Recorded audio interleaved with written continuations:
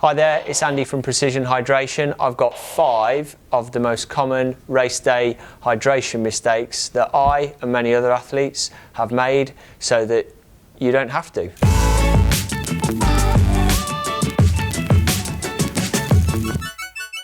Number 1, don't drink too much. This was a huge one that I was guilty of as an athlete. I was paranoid about dehydration, and so in the build-up to the race, I was sipping on my water bottle, drinking more and more. I was drinking more on the morning. As soon as I got out the swim and I was on the bike, I was chugging the water down because I didn't want to get dehydrated. And if you do that, it can result in a nasty condition called hypernatremia.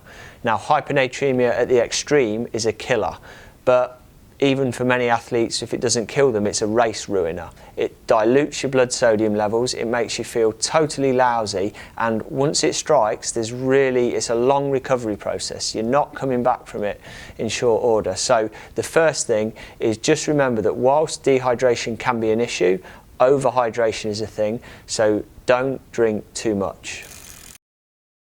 Number 2, it's the opposite. Don't drink too little. Hydration is all about a balancing act. We can definitely drink too much, and a surprising number of athletes manage to drink too much during a triathlon. But some also manage to drink too little, and the consequence of that is obviously dehydration. Now, this doesn't often occur to a catastrophic degree that makes you really, really ill, but it can start to derail your performance, especially in the longer and hotter events, where a decrease in your hydration status means thicker blood. It means worse absorption of nutrients in the gut, and it means worse cardiovascular performance and the inability to cool down.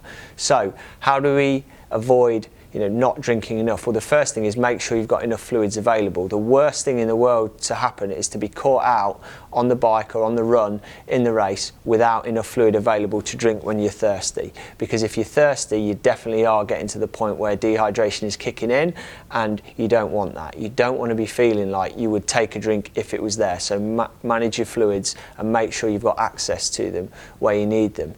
The other one is, if you're a less experienced athlete and aren't used to monitoring your body, dehydration can creep up on you because maybe you're focused on your power output, or you're focused on the tactics of the race and executing other parts of your plan.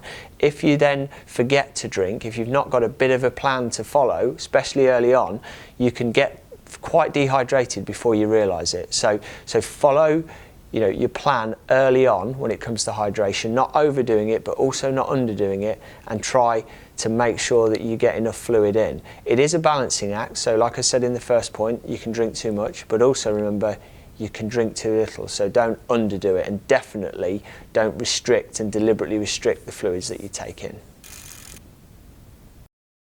Point 3, taking in too many carbohydrates in the form of drinks. Now, carb drinks aren't all bad. We need energy, we need carbohydrates when we're racing. Sometimes liquid calories can be a really good thing. But if you totally rely on syrupy liquid calories during long, hot races, it can really gum your stomach up and give you horrible GI issues. We've all seen people with stomachs like a watermelon halfway around the run on a half Ironman, wishing they hadn't had that extra bottle of whatever aid drink they're giving out on the course.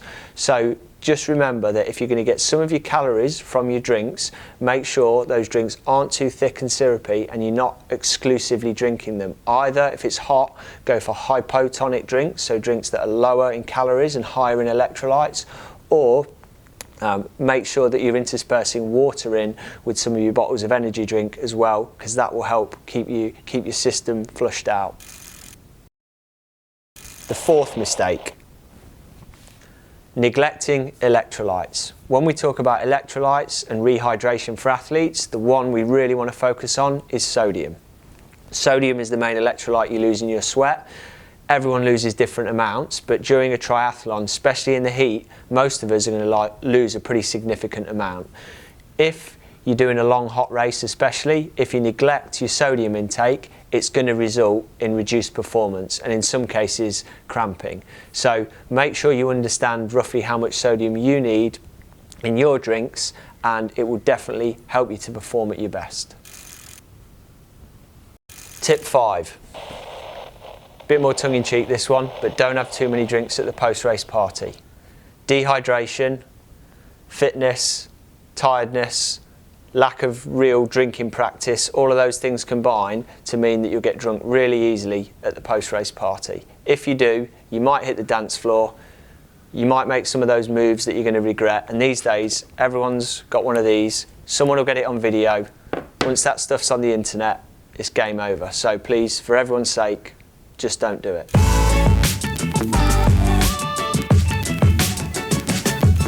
So I'm Andy from Precision Hydration.